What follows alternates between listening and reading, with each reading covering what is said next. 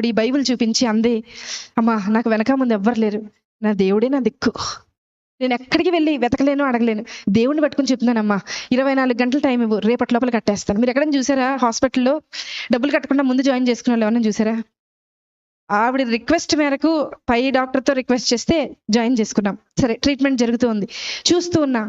మొదటి గంట చూసా ఆవిడ ఏం చేస్తుంది, ఎవరికైనా మెసేజ్లు పెడుతుందా, ఎవరికన్నా వాట్సాప్లో మెసేజ్ పెట్టి డబ్బులు ఏమన్నా డొనేషన్ లాగా గ్యాదర్ చేస్తేమో. మధ్యాహ్నం 11:30కు ఆ సమయంలో అడ్మిట్ చేశాం. 12:30 అవ్వింది. అందరినీ అడిగా, ఆవిడ ఉన్నారు కదా, ఆవిడ ఏం తిన్నారో ఒకసారి అడుగుతారంటే మా నర్సులు అందరూ అన్నారు, మేడం ఆవిడ మోకరించింది, ప్రార్థన చేస్తుంది, అసలు మేము వెళ్తున్నా పక్కకి తప్పుకోవట్లేదు మేడం, మేము అలాగే ట్రీట్మెంట్ చేసి వచ్చేస్తున్నాం అన్నారు. సరే ఆవిడని డిస్టర్బ్ చేయొద్దు. మధ్యాహ్నం 1:30 అయింది, చూశాను ప్రార్థన చేస్తుంది.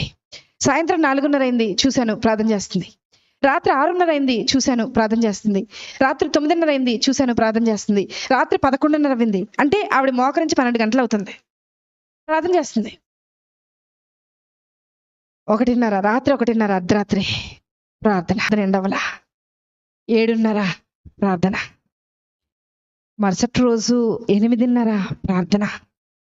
9 పైన డాక్టర్ అడిగారు, అమ్మా ఆవిడ బిల్ కట్టారా అని అడిగారు. అన్నారు, మేడం యాక్చువల్గా ఈరోజు మా అమ్మగారు చనిపోయి 10 సంవత్సరాలు అవుతుందండి, ఈరోజు 10వ సంవత్సరం వర్ధంతి, వాళ్ళకి చెప్పేయండి మేడం, వాళ్ళకి ఫ్రీ ట్రీట్మెంట్ చేసేద్దాం, వాళ్ళ దగ్గర రూపాయి కూడా తీసుకొద్దాము.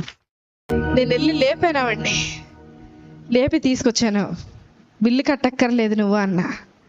నాకు తెలుసు మేడం, నా భర్త వదిలేసి వెళ్ళిపోయినా, నా బిడ్డ నా చెయ్యి దాటిపోయినా, నన్ను ఈ లోకంలోకి తీసుకొచ్చిన యేసయ్య నా చెయ్యి విడిచిపెట్టడం. Download ShareChat.